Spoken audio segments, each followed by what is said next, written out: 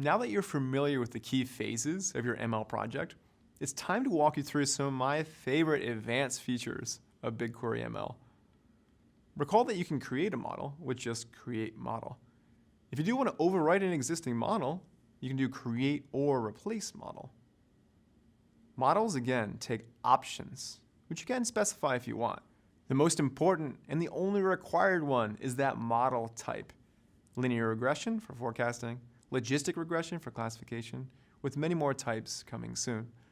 I'll add a little link in the resources where you can view all of the available model options, and you can set things like the model learning rate for how fast it should learn, and even hyperparameters for things like regularization to prevent overfitting. You can inspect the importance the model placed on each feature by looking at the weights it learned. You do this by using the ml.weights and filtering on a given input column.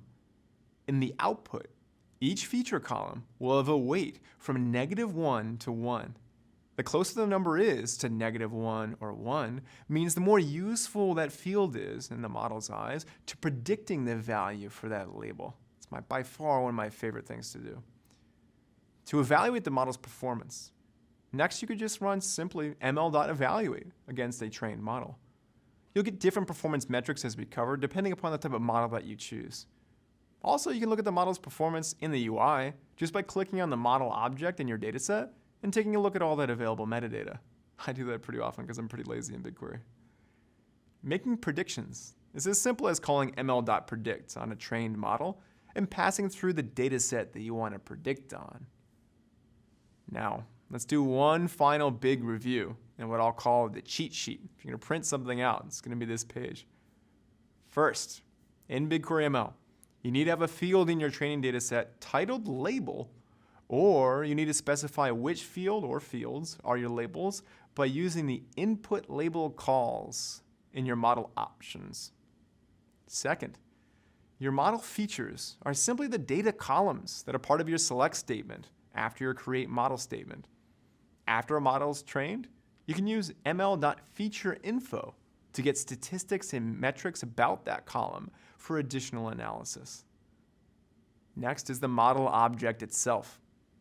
You train many different models, which will all be based on objects stored inside your BigQuery dataset, much like your data tables and views. Try clicking on a model object, and you can view information about when it was last updated or how many training runs it completed. Creating a new model is as easy as writing create model, choosing that model type, and passing in a training dataset. And again, if you're predicting on a numeric field, like sales for next year, consider looking at linear regression for forecasting. If it's a discrete class, like high, medium, or low, spam or not spam, consider using logistic regression for classification. While the model is running, and even after it's complete, you can view training progress with ml.traininginfo.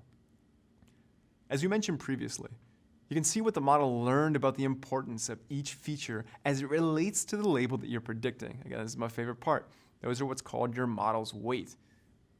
You can see how well the model did against its evaluation dataset by using ml.evaluate. Lastly, it's as simple as writing ml.predict in referencing your trained model and then your prediction dataset to return back predictions. An important note here is that when using ml.predict and passing in a new dataset with an unknown label, that you can now add other columns that you didn't want to train on initially. The model is not being retrained naturally during prediction. Note that if you do happen to remove or rename columns from your prediction dataset that the model was expecting that it saw in training, you'll be given an error. So the 4 major steps look like this. Write a SQL query to extract training data from BigQuery.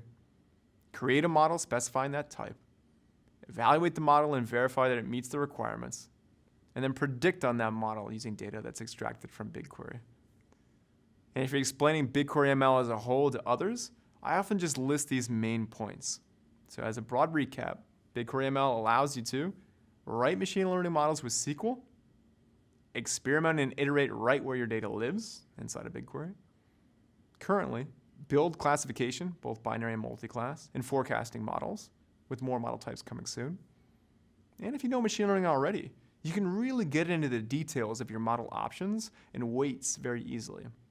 Common adjustments that you can make above and beyond what BigQuery ML defaults to everyone include things like the learning rate, regularization, the training evaluation dataset split, predefined weights for classes, and much, much more. Check out the BigQuery ML documentation link and bookmark it as a reference, especially as new features continually be added.